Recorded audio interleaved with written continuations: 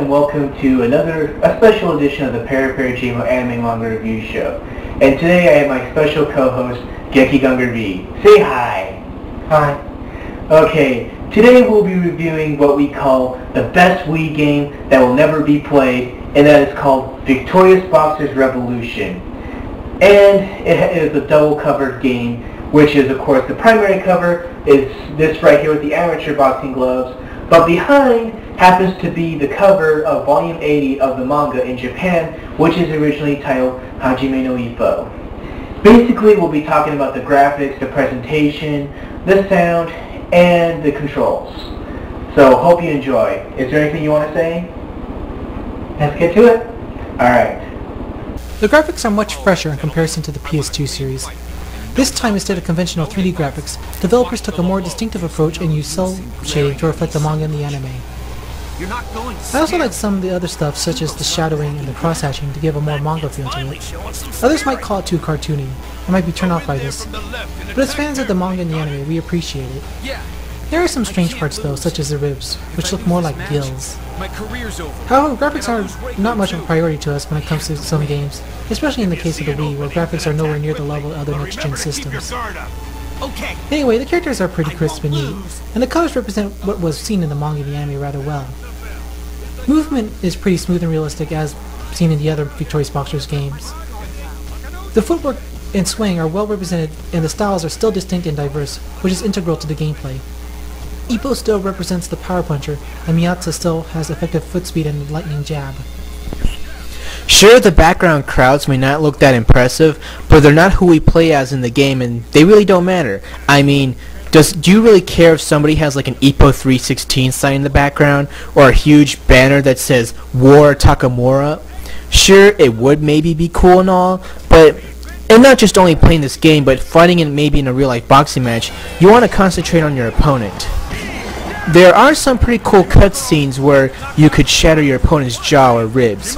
This is also featured in the PSP boxing simulator Boxer's Road 2, which is also made by the same people who brought you the PS2 Victorious Boxer series. I'm guessing once this happens in the case of this game, that can either knock you out for good, but if you happen to get up, another punch is going to keep you out for the count this time. Usually in the Boxer's Road games, it puts your boxer out for 6 months. The in-game graphics are still used in the cutscenes, which is pretty cool as it makes you feel like you're watching the anime. Sometime between rounds or during knockdowns in story mode, there'll be a refound cutscene monologue with the fighters. Unfortunately, the game doesn't offer any other camera angles except for the transparent third-person view. Let's say if you want to play with the classic or GameCube controllers, you would still be limited to that view, while the PS2 games allow for various camera angles, including a behind-the-back third-person view.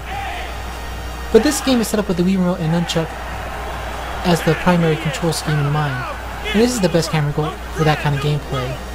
When playing multiplayer, it is kind of crowded, but still pretty fun and doesn't lag. So we give the graphics a presentation at 8 out of 10. This game features voice acting for cutscenes and commentary during the fights. A large portion of the dub cast from the anime reprise their roles. One notable change is Miyata, which I thought was a good change. Although the dub in general is not one of the best dubs, I guess it is still pretty decent and it could be worse. The cutscenes with voice acting gives an interesting twist to a boxing game.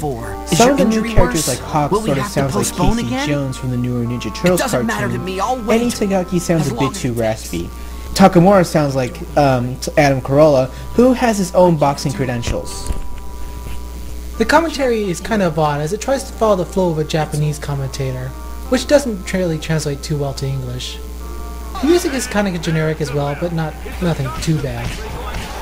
Even though other games such as Dragon Ball Z Sparking or Budokai Tenkaichi 2 offered both Japanese and English tracks, this game only features English voices.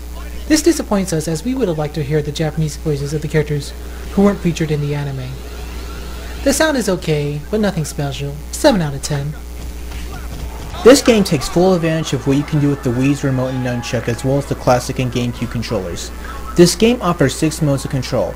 There are 2 swing modes, 2 pointer options, and once again, as I mentioned, you can use either the GameCube or the classic controllers to make this a well-rounded experience. The swing mode is the ideal controller mode as you throw punches using the remote and nunchuck. For swing mode 1, in addition to throwing punches, you also move your boxer by tilting the remote and nunchuck. This is kind of fickle as you have to be aware of how you're holding controllers at all times. If you want to throw a straight but move the nunchuck at the same time, you might move the boxer when you want to throw a punch. Swing mode 2 is a bit more stable as the analog stick of the nunchuck does the physical movement of your boxer.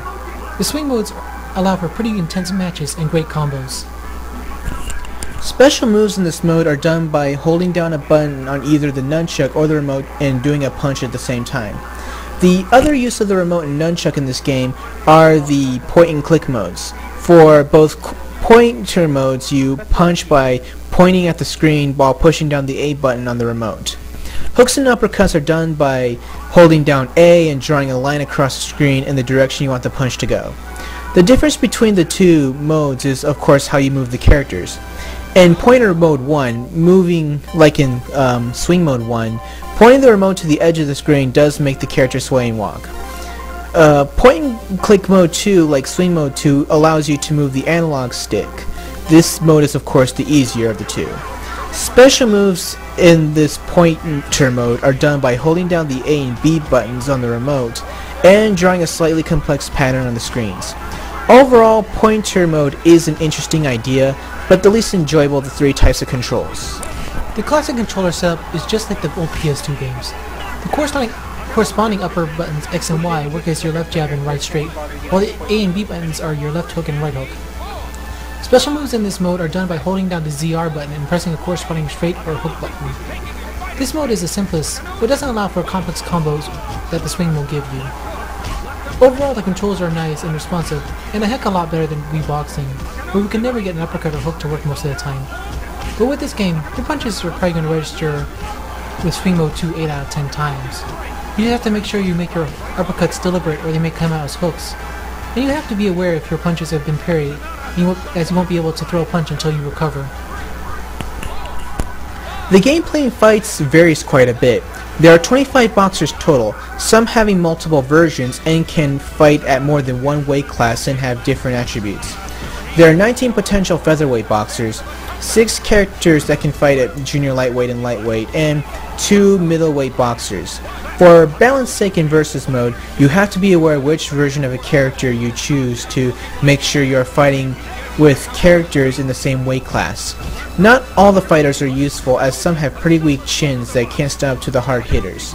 The main strategy in the game is to get close up with your opponent and get a good rhythm that will allow you to throw 5 to 6 hit combos.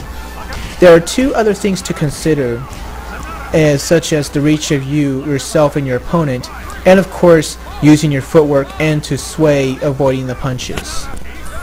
Special punches must first be earned by building up a meter, but they can turn the tide of the battle rather quickly. Due to the fast and furious nature of the game, it's very rare that you would go to the 4th round, as fights can end early with a TKO in the 2nd or 3rd round.